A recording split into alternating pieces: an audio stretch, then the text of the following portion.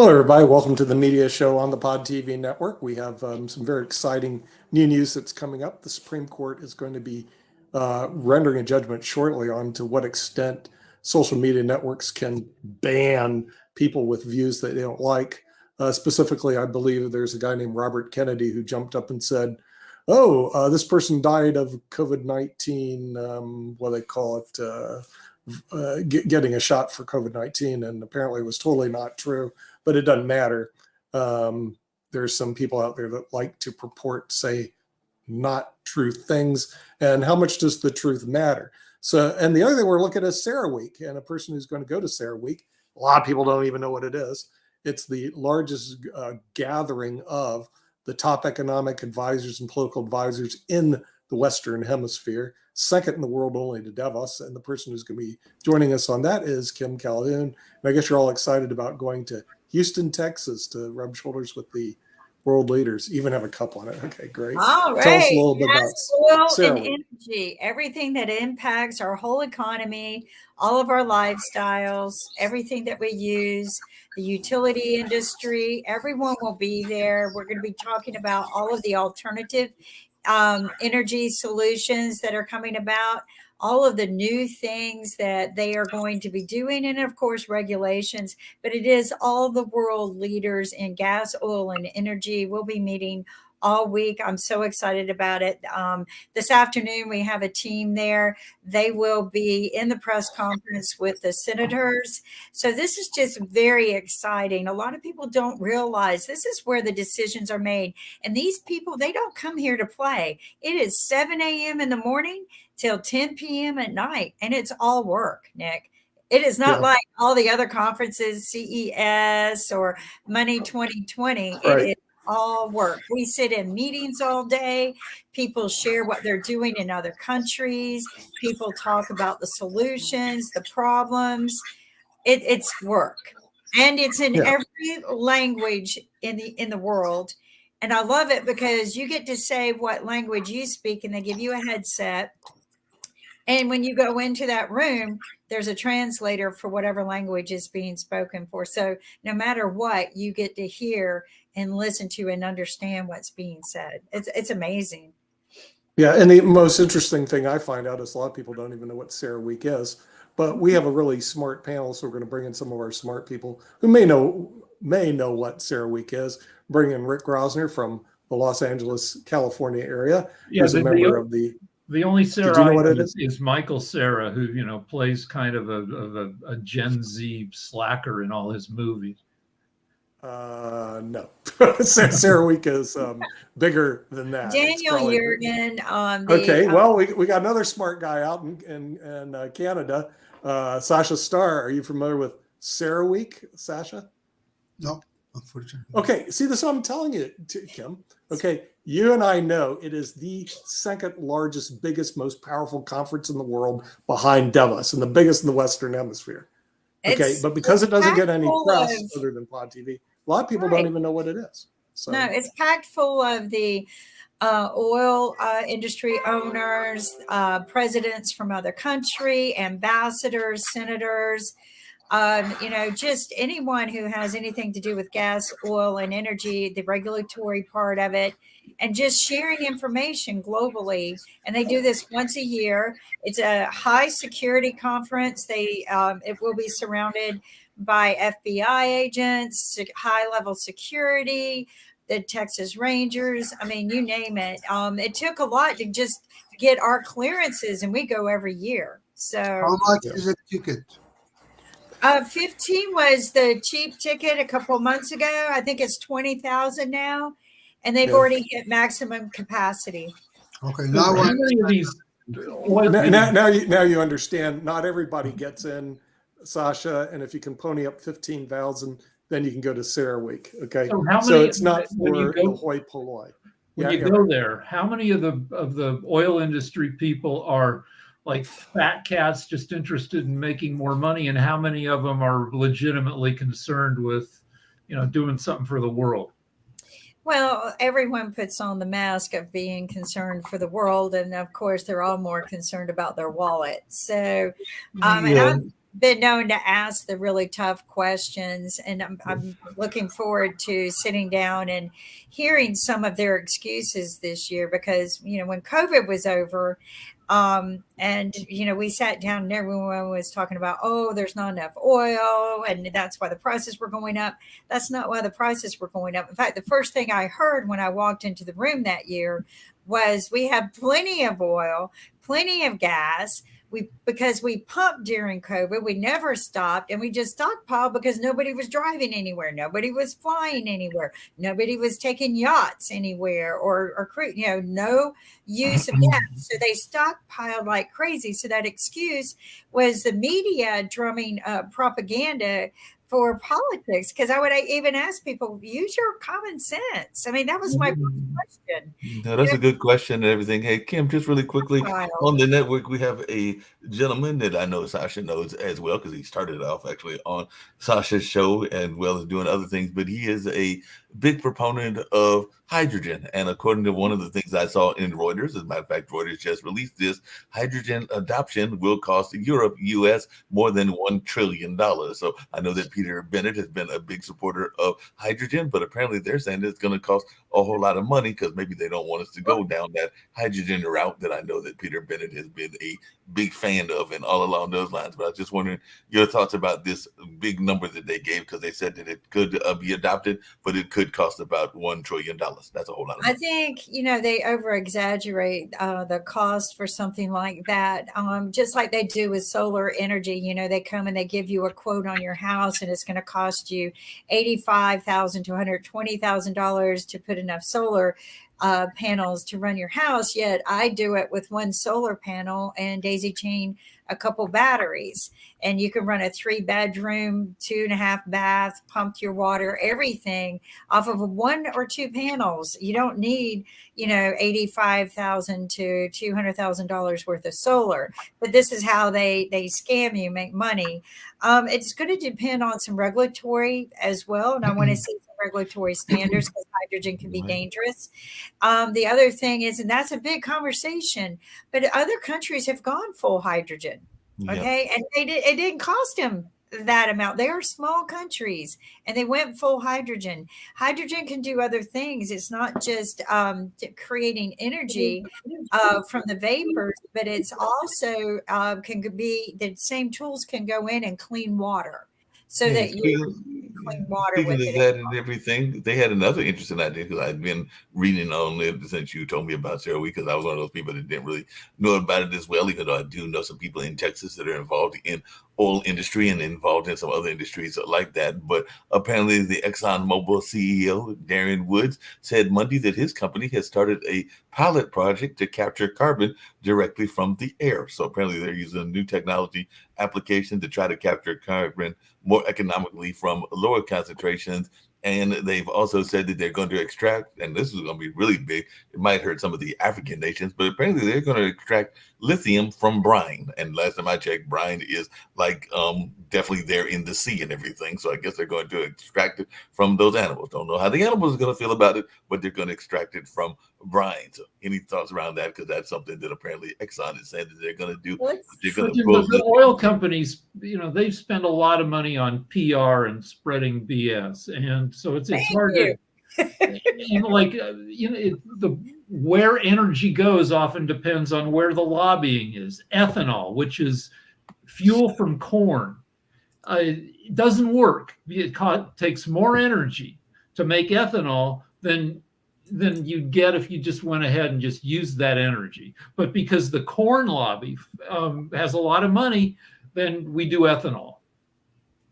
Well, you can recycle used oil at McDonald's. Okay. Mm-hmm. People have been doing that for years. One of my nephews redesigned his diesel trucks to be able to do that. It was not that difficult to do. And then he would just go around and collect the old throwaway oils. Of course, it smelled like French fries everywhere, but yeah, your car smells like French fries.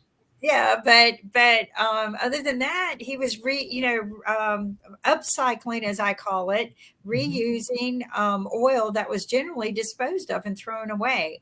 So and that didn't cost him anything. It didn't cost him anything to process. It didn't. All it cost him was just to go pick it up, and but the people want to make a profit off of this, and so they're going to upcharge the upcycles. And I think we need to refocus that a little bit, because anybody can go change a diesel converter to take the oil from McDonald's or Burger King or wherever and reuse it. And that's something we should have been doing for the past 20 years, because I think he did that 20 years ago. Oh, So wow. yeah. I mean, I knew people who were doing stuff like that 20 years ago, but there was no push or support for it because the oil industry didn't make any money off of it. The gas and oil industry was like, no. And, you heard of people mysteriously disappearing, or maybe their patented product to do such things were bought and shelved.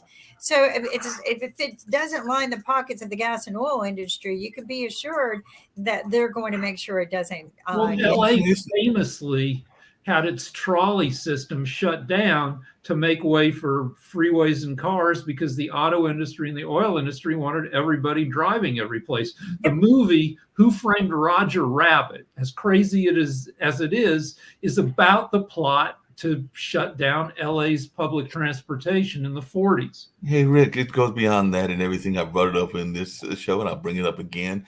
The reason that a lot of the affluent African-American communities that were sometimes known as Black Wall Streets were destroyed, because it was a intentional effort to actually have those neighborhoods destroyed by having the highway go through those neighborhoods. So definitely it's part of gentrification. Yeah, New York highways City. were going through those. New York City, Robert Moses, maybe the greatest engineer of New York City ever, did not like minorities, not a fan of Black people, ran all his highways through Black neighborhoods, turned them into unlivable spaces.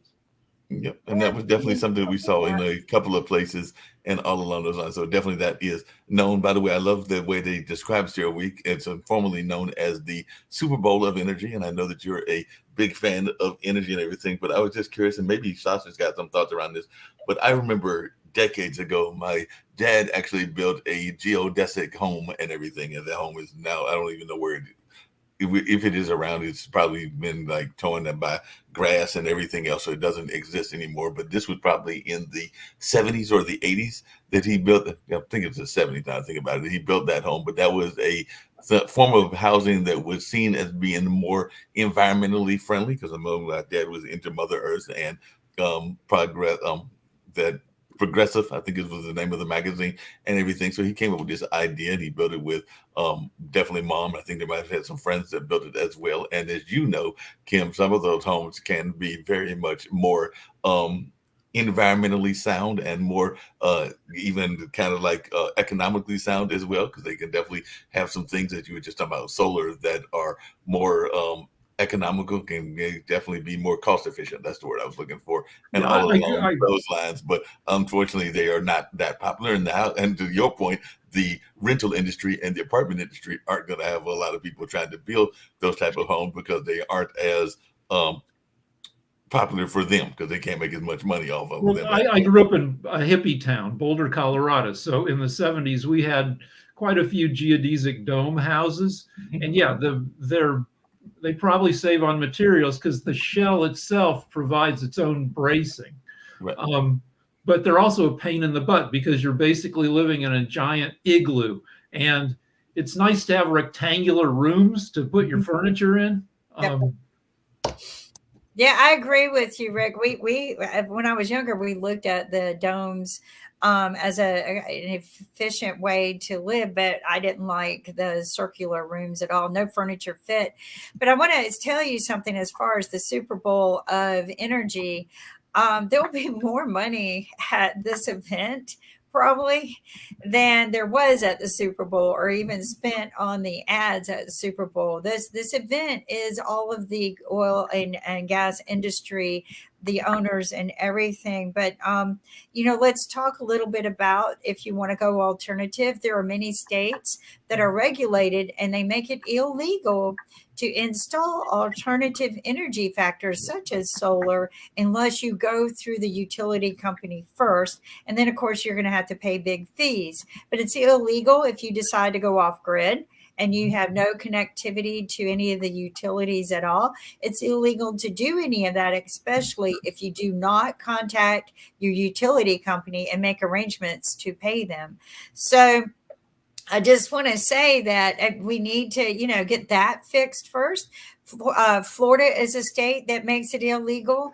There's all that beautiful sun, and nobody can access it without being arrested. But many states adapted that law. What? In California, the utility companies are jerks, and they recently changed the rules that, if you have enough solar that you generate more electricity than you need, you're supposed to get paid by the utility companies for the energy you're providing.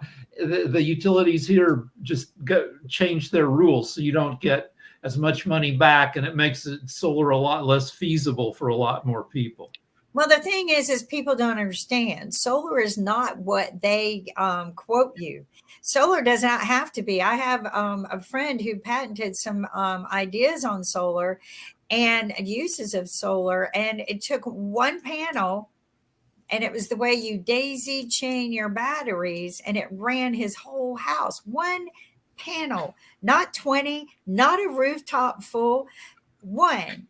And people don't want that known. They want you to spend hundreds of thousands of dollars installing something that you don't need. And, I think that if people would get out there and do a little bit of research on your own, you could do it. But I will tell you this, they will arrest you. So, maybe you can connect it to your box and then use both utility and alternative. But yeah, I have a portable unit. Okay. So they can't come after me. My portable unit is used for camping, used for outdoors, used for things everywhere else, but it can be connected to the electrical panel. So where did you get it, and how'd you figure out what to get?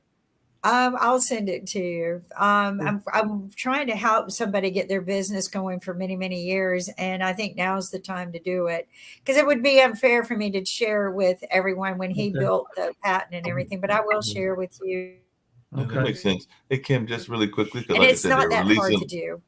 They're releasing all kinds of news from the they're releasing all kinds of news from the CERA week, and one of them is that they are saying that the global demand, and this might be something that Sasha, who is an investor, might be interested in, for liquefied natural gas, LNG, apparently is picking up due to a recent fall in prices, according to Shell, and that's what the CEO, Wael Sawan, said at a conference in Houston. So they said the LNG market will be well supplied in the second half of the decade. The CEO of rival Total Energies on Monday warned of a near-term tightness in the LNG market that would not abate until 2026. So apparently there's some disagreement as to what's going on in that space, and the LNG shipping has seen little attack from the attacks by the Houthi rebels in the Red Sea. So I guess folks are looking to add liquefied natural gas as something that they want to invest in this oil and gas space as well. Is that something you invest in, Sasha, gas? I would like to demystify the energy and its prices once and for all. That a big picture, it's a supply and demand. And that's a result to it. And neither conference or anything like this will affect the supply and demand, which will dictate the prices for oil and gas and for just any other sort of energy.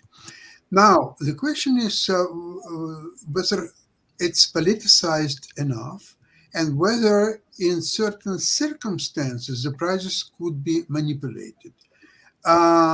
We don't know even today, 35 years later, when in 1986, as a result of Reagan's fighting the evil empire of Soviet Union, and the prices went down all the way to $8 a barrel, whether it was manipulated one way or another, or it was a natural decline. It's hard to say. There are pro and cons for each of these ideas, and but it's extremely difficult to manipulate. You may manipulate it for a short time, perhaps. I would probably trust into this idea, but for a long time you cannot manipulate prices for commodities, like we know a story from the Hunt brothers when they cornered the silver market in 19, I believe, 82, and even they could not withstand and had to give up simply because it's almost impossible to manipulate the commodity prices. So that's all there is to it. And liquefied gas, it's the same thing. If there will be enough supply, then the prices will not go much higher, probably will go lower as a result of it.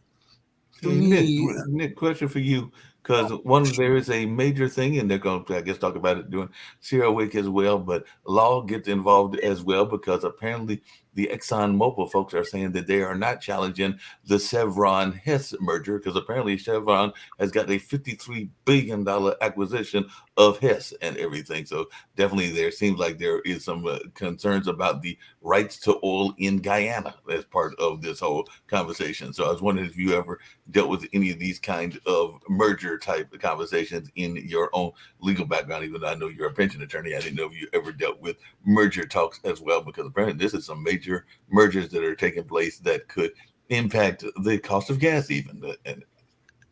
Well, the thing is, mergers and acquisitions are a specialty of it itself, and the antitrust rules are the real problems in the United States and also in Europe. One of the ones that we saw that didn't go through was JetBlue trying to take over Spirit Airlines, and Spirit is in big financial trouble. They may have filed bankruptcy because they're not going to be taken over. When you're looking at the oil and gas industry, they're relatively all sound. Will it create concentration of the power in very few companies? Well, we've seen that taking place for the last decade, so I don't see that to be a problem.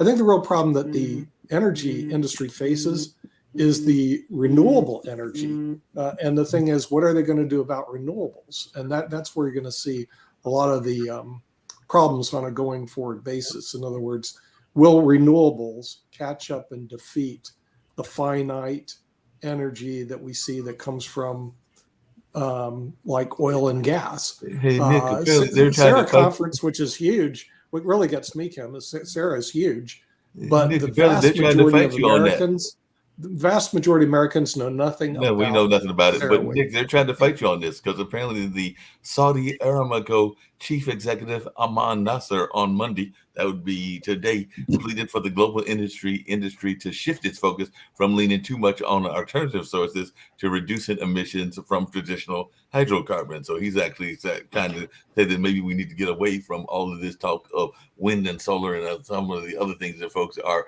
wanting, because he said that the world should abandon the fantasy of phasing out oil and gas. So he just said that's a fantasy and that we need to abandon it, and all along those lines. So it sounds like he's not a big fan of this whole notion of renewable energy and all in that space. Well, look at the source that it came from. What, Aramco? Okay, but if you look at it, no matter how you look at it, the other forms of energy are finite. Whether it's oil, gas, we found some very unique ways to frack more oil. But oil, gas, coal, they're all finite.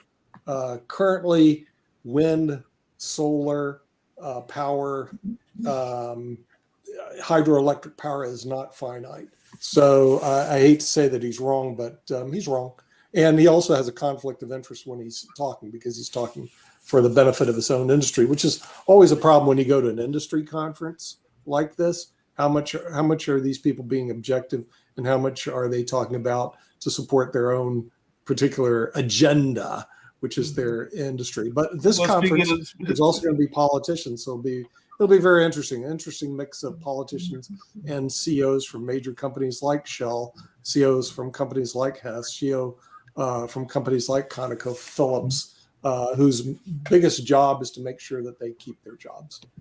Well, speaking of people keeping their jobs and everything, and coming back to the media discussion, and I wonder if there's, and I don't know, I think Kim's been to this before and everything, if there will be any social media types, because apparently the Supreme Court ruling is having a major case today that could set the standards for free speech and everything in social media. And I know we get into trouble sometimes for some of the things that we say. And I know we were having some conversation earlier today about COVID and some of the COVID rules, but in a busy term that could set standards for free speech in the digital age, the Supreme Court on Monday is taking up a dispute between Republican-led states and the Biden administration over how far the federal government can go to combat controversial social media posts on topics including COVID-19 and election security. So apparently this is a lawsuit filed by Louisiana, Missouri, and other parties accusing officials in the Democratic administration of leaning too heavily on some of those social media sites and everything. So I just wanted folks' thoughts on this, because they're saying that they have been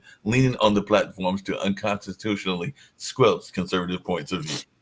Yeah. Intractable problem that'll be solved by the market. All of us here, or most of us here, have run into problems with YouTube and other Facebook being censored, because like I have a show where I argue with a super Trumpy guy who says all these conspiracy theories about COVID and about election fraud, and we had to leave YouTube because YouTube doesn't want BS about those things being spread. And yeah, it's upsetting to have to leave a site. At the same time, it's upsetting to see, 20% of Americans believing ridiculous bullshit. Well, speaking of that, apparently we've also run into problems, and Nick, you're going to love this, but in an unanimous, pragmatic opinion, the U.S. Supreme Court has drawn a roadmap allowing public officials to block users on social media. So if you're trying to say something bad about either Mark Robinson or Donald Trump or Mr. Biden, and all along those lines, they can block you. So faced with the argument that getting blocked violated a user's free speech rights, the court held that the First Amendment only bars blocking by public officials who use social media to exercise government authority. So apparently they can block. And I think, Mark, that's where we're going to see the distinction. The distinction is it a government entity that's doing the blocking, or is it a private corporation? And so the thing is, one of the cases was when Robert Kennedy was getting on and saying, oh, COVID-19, the guy got killed because he took a vaccine. And a private media company like Facebook bans him. I think that you're going to find out the decision will be, hey, if you're a private company, you can go ahead and ban them. But the real problem is if you get a call from Joe Biden, hello, this is Uncle Joe and the federal government. We hear that you're talking about COVID-19 vaccines killing people. Then that is going to be a no-no, because the government can't go in and shut them off. In other words, private industry, oddly enough, can shut them off, but the government can't. The government needs to stay out. I think that's how you're going to see the decision go by the Supreme Court. So when we get banned, and we have, at least I have many times on Facebook, okay, that Facebook has the right to do it. They're a private company, and if they don't want our content proof, they can shut us off. YouTube doesn't, like Rick, I haven't been shut off on YouTube. I'm going to slightly disagree, because I think they have to register. They have to register, just like they're somewhat private, but just like telecom, they have to register as part of the information exchange, and they have to abide by some laws. I don't think they have the right to go and pull what they do all the time, because there is freedom of speech to a certain point. They are not a church. They are not a religion. They are a public service that nobody pays for, and they are about information exchange. But I think because of them, we've become a socialist power. Rick, I put the link to that product, and I'll connect you to the person.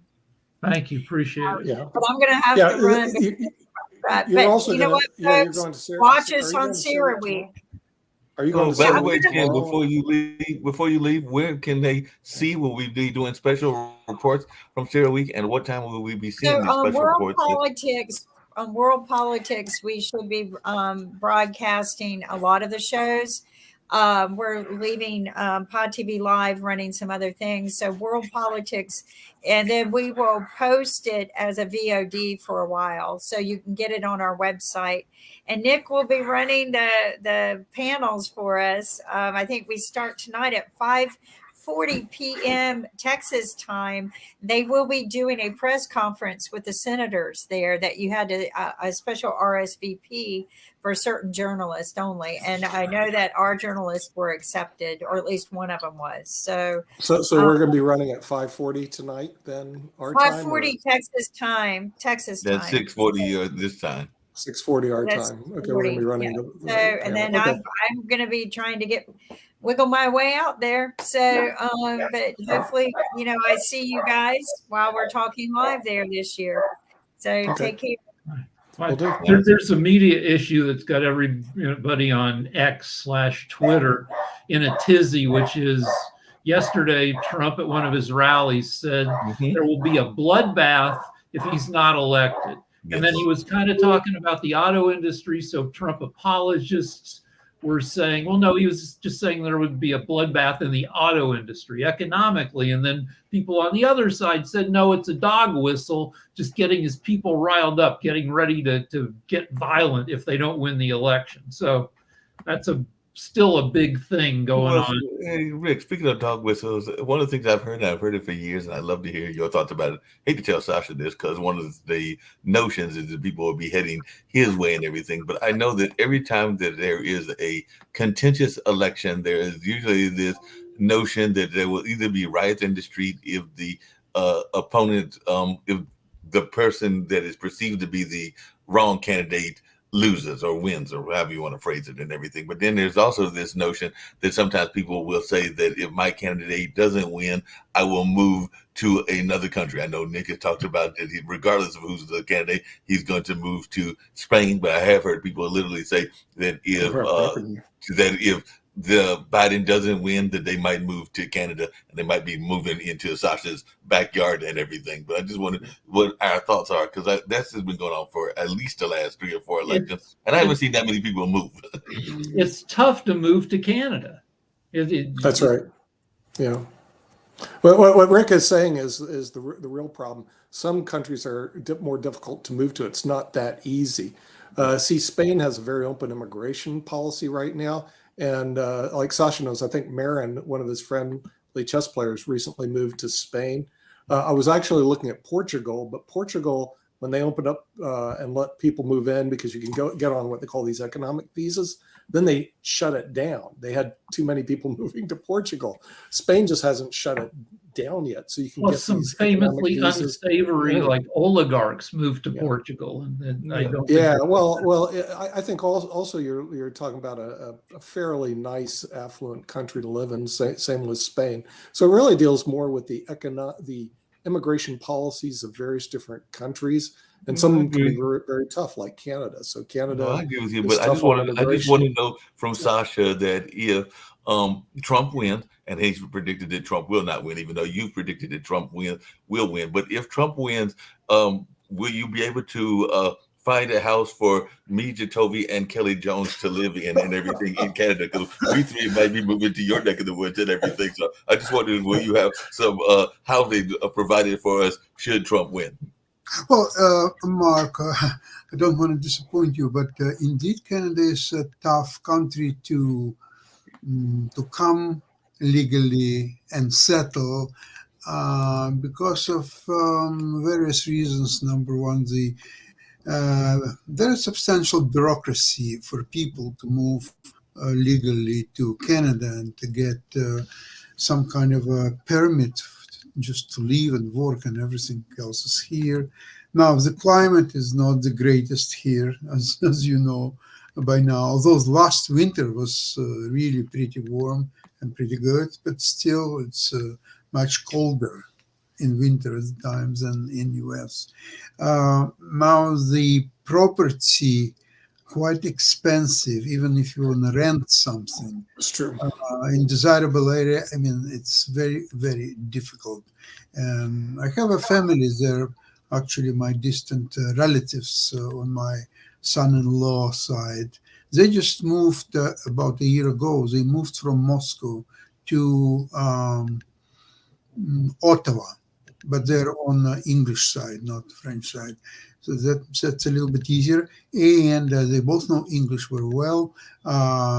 She was working in a Canadian embassy in Moscow. So she had certain credentials that obviously made it much easier for her to find a job and to get started and so on. And even they're both working as a computer specialist in high tech, and they're both working, and they barely make enough money to survive. That's how tough it is. The rent is very expensive. Everything, even food, is not very cheap. So they are both working and trying to survive. Really, that's all what it is. Moving to another country is depends on how much money you have. Right. There are plenty of countries you can move to if you have $2 million to bring to their economy. There are some countries you can move to if you have $500,000, like Costa Rica. Right. And the deal is, like, you can move to England or Canada if you're willing to set up 2 households and you can go to England for 6 months, stay there, and then go back to America for 6 months. And if you have enough money to have 2 households set up, you can pull that up. Yeah. Where did you get this? That's Hold the on a problem second. I have with Rick, our where did you get the immigration figure policy 2 that million exists from? right now, Rick, is because, What? see, our immigration policy is based on 18th century logic. Bring me your poor, you're hungry, you're starving. We should scratch all that out and have a new immigration policy. Bring me your rich, your successful, and your best people, and just get rid of I get this the thing 2 million on this- from research. Yeah. My wife and I have done over right. the Like internet. in No, Spain, you can hold go on a second. economic Back up. visas I or got to come back to non-economic something Rick visas. said. Where did you get the $2 they million have figure immigration from policy for allows Costa people to Rica? go in based on how economically Yeah, sound they are. Our No, hold on. immigration policy is bad, and I so get that. so what happens if they're poor? You just All say, you have hey, to stay do where you're is at. Google golden visa, Yeah, golden visas. that's Costa what it Rica, is, and we right. can see how much it costs. Yeah, it varies from Well, that's a country to golden country. visa. I'm talking about because I have 2 friends of mine that I think they bought the property already. They just haven't moved because they were waiting for their kids to graduate, but they are probably going to move to Costa Rica. They've been talking about it for years, and they are in the art field. So I know that and he has actually spent quite a bit of his life being a bartender. Now you've been a bartender as well, Rick. So I know that they are not making that kind of money. So So I was wrong. I overstated it. Here it is. Here it is. You can obtain a residency permit valid for 2 years by investing $150,000 in property, stocks, or an existing or new business. What country is that? That's Costa Rica. That's Costa Rica. That sounds more reasonable. That sounds like what my friends are Are you doing. kidding me? Boy, All right, they're looking Everybody for moved to people. Costa Rica. That's cheap. And Costa Rica has a lot of American expats live there. I think they're about 100,000, maybe more. And I've had some clients that have gone down there too. All right. So yeah, I'm sorry, I was wrong. But also Costa Rica is kind of beautiful if you like that kind of place. Yeah. The problem is it's too hot for me, and the problem with Canada, it's too cold. But Barcelona seems really nice year round. So the thing is, I'm looking at the Barcelona Figueres area, and it seems to be pretty nice. Madrid's too hot, and Seville. I like the cities, but some of them are just too hot. Some of them are just too really cold. quickly, Sasha. I want to come back to you talking about the expense because I met a gentleman. I actually need to reach back out to him, but I'm not been on Clubhouse for a while and everything. I think he was in Ottawa. I thought he was actually a chef for like a fancy restaurant, but now I think that he's a chef for like Red Lobster or something like that. But he seems like he's doing fairly well there, and I want to say he lives in Ottawa, probably living in a apartment. I know he's in that single space. I know he's trying to find his lady love and everything. But I was just wondering, how expensive is it to be a single person? I want to say he's younger than me, so I want to say he's in his early 40s or maybe even late 30s. And so, how expensive is it to be a single person in Canada? Because I got the impression from Michael that he was doing fairly well and everything. Well, don't forget that he's in food business, and whoever is in food business never starves. You know, somehow there are always resources for him to be well fed. And obviously he, I don't know how long ago he's working at that job. Probably by doing that for a number of years, he has already stashed some money away. He's already feel financially more secure. And He doesn't have small children, I would assume, as Right. couples that I described, they have two small children. That's another problem for them. And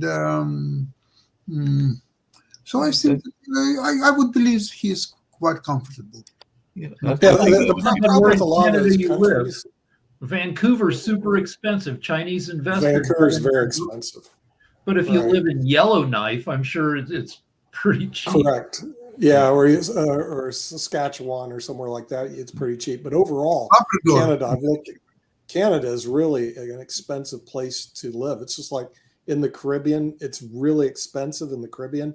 And I asked why when I was down in the Cayman Islands. Why is everything so expensive here? They go, oh, well, you were in Aruba, Sasha. Food's expensive, and the reason why they say we have to import everything. Absolutely. You know, they don't make anything. So I think you have to be very careful as to what jurisdiction you decide to go to. In other words, I like Italy a lot, but they're a lot tougher on that. And frankly, it's more crowded than Spain, if you can imagine Italy. I like it, but it's very tough on the immigrants, and Spain is not.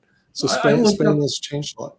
I looked up golden visa costs for Spain, and Yeah. if you bring them €500,000 to invest in real estate, you can get a golden visa. If you bring them $1 million to deposit in a bank, you can get a golden visa. And if you buy $2 million worth of government debt, that is bonds, you can get a visa. Yeah, but to bring along those same lines, there was definitely countries in Africa. I think Guyana was one. There might have been even some efforts around Kenya where they were trying to get African Americans to move back to their quote unquote homeland, and all along those lines. And the reason I said quote unquote is because most African Americans are not 100% sure which of those countries their ancestors came from, and all along those lines. But they definitely made a effort to kind of like try to have people come back to provide resources and all in that space. So I don't know whether that would fall under a golden visa, but I know for a fact because I ran into a gentleman, I think it was last year, from Guyana that was telling me that they were definitely trying to actively recruit, particularly African Americans, but just people in general, to come to that particular nation and everything. But so yeah, that's a different kind of thing. Right of return because of your aunt. Our kid tried to do that for Latvia to become a citizen of the EU, and then Britain left the EU. But in that case, you just want to research what your ancestry is, and also like how nice the country is. Like Nigeria, like is super cosmopolitan. Nairobi's probably pretty nice. Yeah, you know how politically stable it is. Like any country you'd want to research. Like you don't want to do that because it's right next to Russia. Also, in the United States, there are certain states and cities that will pay you to move there. For example, Alaska has a Alaska Oil Trust. So if you move to Alaska, you actually get paid a dividend from their Alaska Oil Trust. But around the United States, how long do you have to stay there in order to I don't know. It wasn't on my mark because I go, come on, Sasha, it's too cold for me. But for other people, it might be fine. For a week or 10 days, you might. No, I think it's longer than that, but I would try to reach out to one of my schoolmates because he was actually running. I want to say that he was running for city council in Anchorage. It was either Anchorage or Fairbanks, so I got to check to see where he was running. He did not win, but he was running for office there, and I want to say that was like 2 years ago or 3 years ago, but I'll reach out to him and see what they are offering for you to move to Alaska. But I'm like you, it's too cold and I'm not trying to move there. Even though I did have a guest on the online dinner party this past Wednesday that had run the Iditarod, so he would actually, but he's also the guy that I think I mentioned to you, but I'm gonna tell Sasha because I want to know from everybody here. But I had a guest, Bradley Fuqua, who I think is from Canada. You'll love this, but he is an adventurer. So he did the Iditarod in Alaska, and he did a number of other things. But he is one of those people that's putting up money. So maybe he's got more money than he's got sense to go on one of those space rides and everything. And he's also said that within 5 to 10 years, he is going to be building a space hotel. So I want to know if he pulls off the space hotel, because like I said, he's got more money than sense and everything. Will you be making a trip to go to his hotel? Because he's saying that he's going to have that built within the next 5 to 10 years. Well, yeah, but it's going to cost $120,000 to get up there, probably at first, and then maybe the cost will drop when they figure out how to do it better. But Mark, Okay, there's also, Mark, in case you don't know, cities will pay you to move. Remember Tulsa, Oklahoma, that destroyed Black Wall Street? Yes. They will now pay $10,000, give you 10,000 to move to the city for a year. And they also, had Mark, 2,900. you're big on people getting their college educations paid for. Oh, college education for free is in Georgia. And the thing is, the lottery money, they created a lottery because we talked about it earlier today. They created a lottery in Florida to pay for college ed. And then once the money started coming in, believe it or not, the legislature just took the money and went like this to the college education. Then Georgia created a lottery for college ed. The money went in. And now, if you graduate from school in Georgia, you get to go to Georgia Tech, University of Georgia, Georgia Southern, Georgia State for free. They actually use the lottery money to support education. Also, if you're a good student, but hey, Nick, Rick, and Sasha, y'all didn't answer my question. Should Bradley pull this off? Like I said, that would be the year. Let's just say 2034, because I don't think it's going to be done in 6 years. But should he? And y'all are around, because I know none of us are spring chickens. But should he still be around in 2034, and he builds a space hotel? Will you be trying to get a room in the space hotel? Because he literally said, here's how I've thought about this. Here's how I've dealt with it, because I'm writing a novel set 10 to 20 years in the future.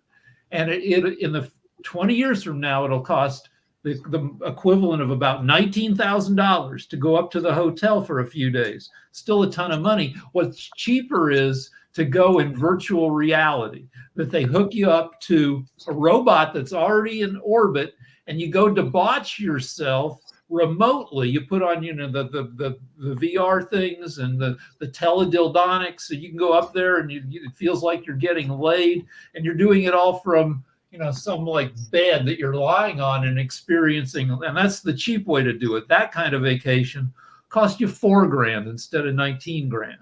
And Rick, and you, while doing all that, you can still be in Aruba at the same time in a nice hotel there, 5 stars or inclusive. Another state that is paying you to move there, Ascend West Virginia, a public-private initiative, is offering a relocation package worth more than $20,000 to people who are willing to move to West Virginia. Well, I'm going to tell my wife, like I've told her that we could move to the Oklahoma Panhandle and get a really nice 4-bedroom house for $80,000.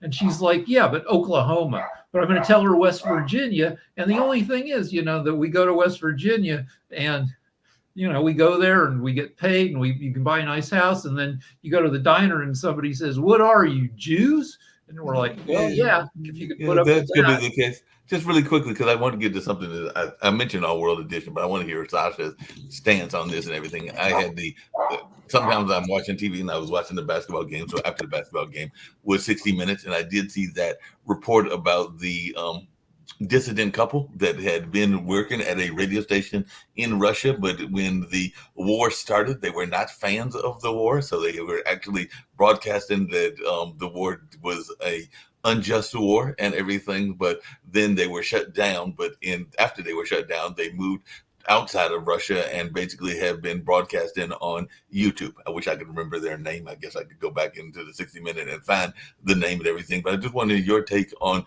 the use of social media for the dissidents to get their views out, because I was definitely impressed by the young couple, and they were former radio hosts, and now they are doing it off of YouTube to let folks know that not everybody in Russia is a supporter of Mr. Putin. If people can watch it, Russia's heavily censored, but I mean, all through the 50s, 60s, 70s, we had Radio Free Europe, which was us broadcasting to people in the Eastern Bloc communist countries that, trying to bust their information embargo to show them that they didn't have to live as miserably as they were. And apparently, and I definitely want to get from Sasha, but apparently that is what they were saying, was that of the social media sites, YouTube was and I know you're a big fan of YouTube, Sasha, was the freer one in terms of access. So they were not able to do it on Facebook or on other social media outlets because of the fact that Putin and his people could stop the broadcast, but they couldn't stop YouTube and everything. So I just wanted your take as a fan of YouTube also. First of all, about YouTube, if there is a video and printed or otherwise visual content. So both I'm talking about video and audio content. I think YouTube is exceedingly user-friendlier side than many others. If with one click you get what you want to see, you can start anytime, you can stop anytime, you can see how much time left for you to watch further. Um, Maybe there are some sites which are similar, but I'm not sure that any of them is better and more user friendly than YouTube. Not talking about the political views that they can ban certain entities and people or so on. I'm not looking into that at this point. I'm looking at just being very user friendly, very useful with a incredible amount of content. I'm using YouTube mainly for musical programs, and it's just I was searching yesterday for some covers of the Beatles tunes, and I found one cover by Amy Winehouse. I was listening to that clip for 6 or 7 times in a row. And I don't know if am I that stupid or it's just a fantastic clip. And I just really enjoyed it a lot. And then there's I was listening to Rameau, the tune with the name Cyclops, and no one explains why the name of that tune is Cyclops is by Rameau, and I heard two versions. One is played by Helena Osetinskaya. It's a Russian pianist, very high quality, and her interpretation is great because it was a studio interpretation. And then Oleg Sokolov, he lives now in Spain, I believe. He played his rendition of that.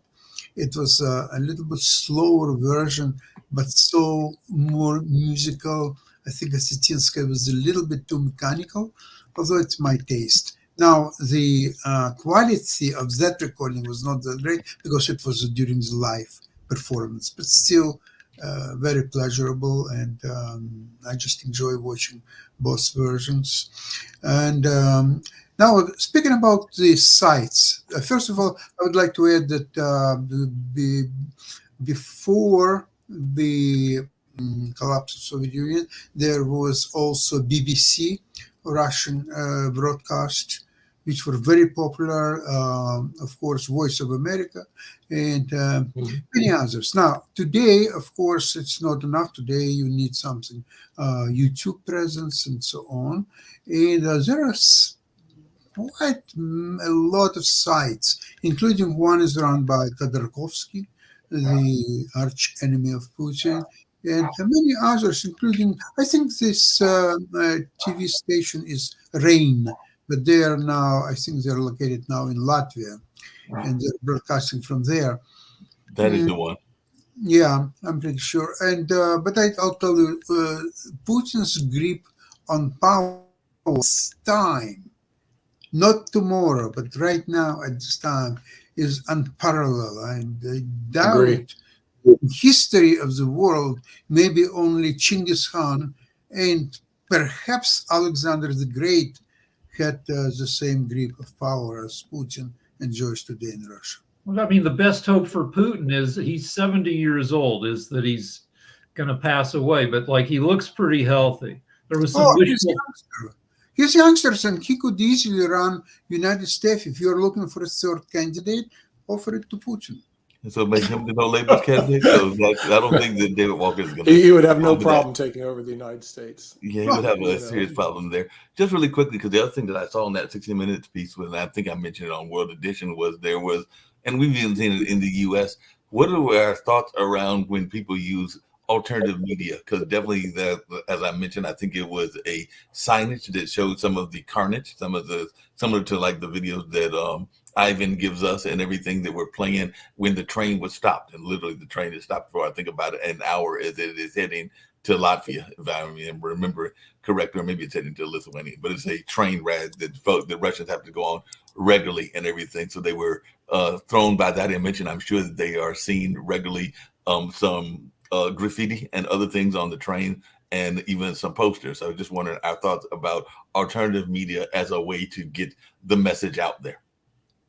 Well, in I think they Egypt, it block was a lot of the instrumental alternative in overthrowing a guy like what 10 years ago now. I mean, yeah, you need. Well, Twitter's been messed up. It's no longer as efficient as it was for spreading information. But yeah, social media helps you get around, repressing government forces. Right. Yeah, I'll have to check because we were getting viewership in Russia the other day. I know we not too much, Mark, but about 2,000 people a year would watch us in Russia. But I'll have to check to see because some of these countries have put a major kibosh on social media, allowing it in or out. We still Like get a China, couple we of get viewers. zero. We still get a couple of viewers. I know China still has some Yeah, viewers. I know Russia still has some I'll go viewers. check. I was just assuming that they were all Sasha's distant cousins, and maybe Mr. Putin was trying to keep an eye on Sasha as well. So that's what I assume But the there's viewers more. were. I Like think it's all of Sasha's Putin friends was watching us. reelected with 88% of the I vote. saw that. Which, I mean, even if it's BS, it still means that most impressive. everyday Russians are too busy living their lives than to pay too much attention to the political forces around them, which is true for any country. In the U.S., it's still 230 some days until the election, and Well, most voters are still, they won't wake up, if at all, until 3 months before the election. Well, how do you think the folks in India feel? As you heard me say earlier, their entire election is going to take a month. So that means if you voted in April 1st, and I think that's when it starts, but I know it starts in April. Let's just say that first day of election, you might not know the results for a month. So they literally, you will go into the vote, and then you got to wait. That's the case. Like, I mean, in U.S. elections, information until the 20th century had to travel by horse and train, and it took days. That's not unusual to not know the results for a while. Now, election deniers like to say, well, no, we should know in hours, but that's just part of their BS. It takes time to make sure you're not screwing up the count and to double check. And to deal with problem ballots, sometimes it takes a couple days or more. Yeah.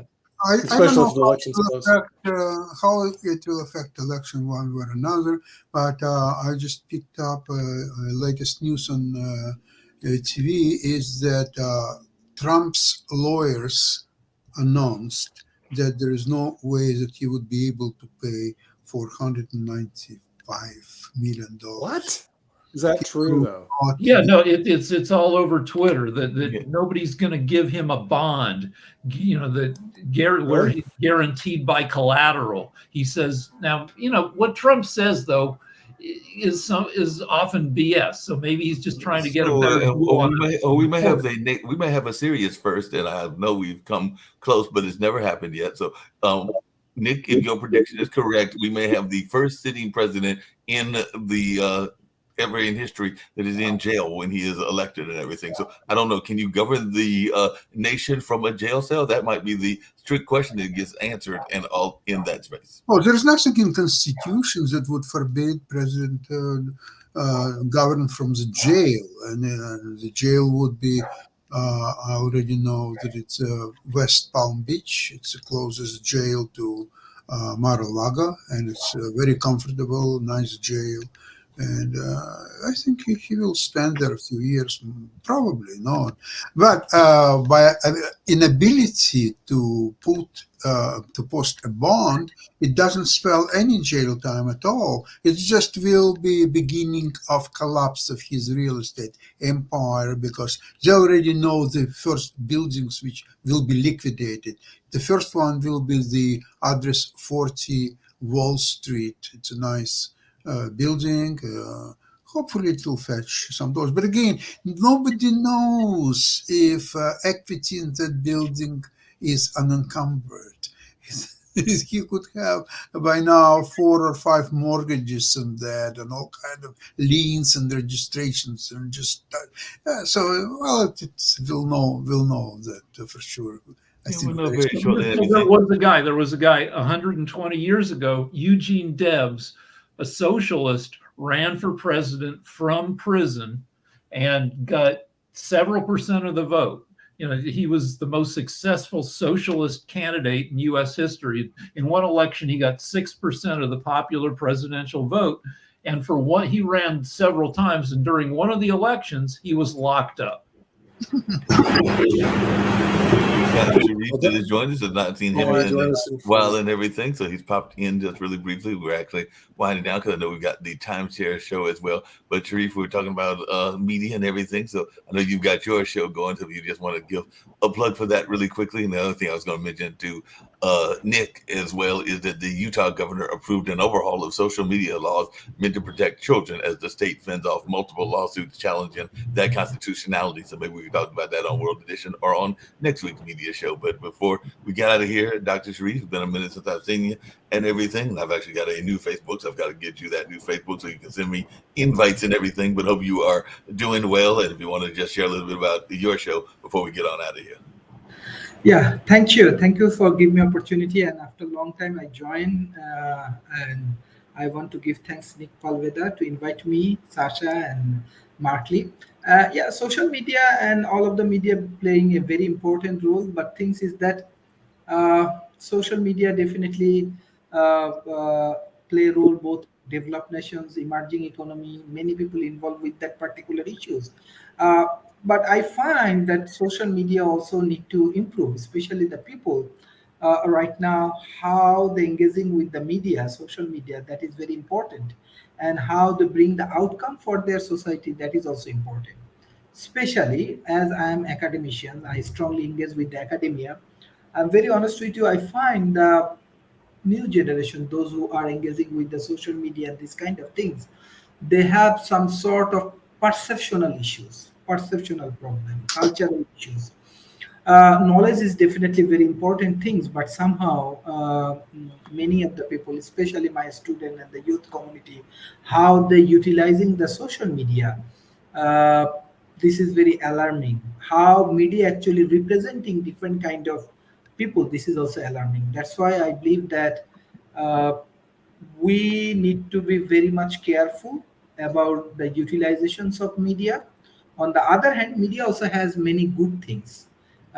Let's say it can educate people, it can bring good information for the people, it can create influence for the people, uh, and it can help to reduce poverty, it can reduce uh, corruptions, many good things media can do. We have to focus on that particular issue, especially the youth community. They have to understand and they have to utilize social media and this kind of media in a positive way. But there are a lot of negative things happening. It's a part of any technology and any innovations. We have to figure out the way, and especially I think artificial intelligence come, and this is also alarming for academia, this is also alarming for the education system. uh, we need to develop more peoples with the generative AI and this kind of skills. We are developing different youth communities and many young communities. Even though Singapore, they're playing a major role.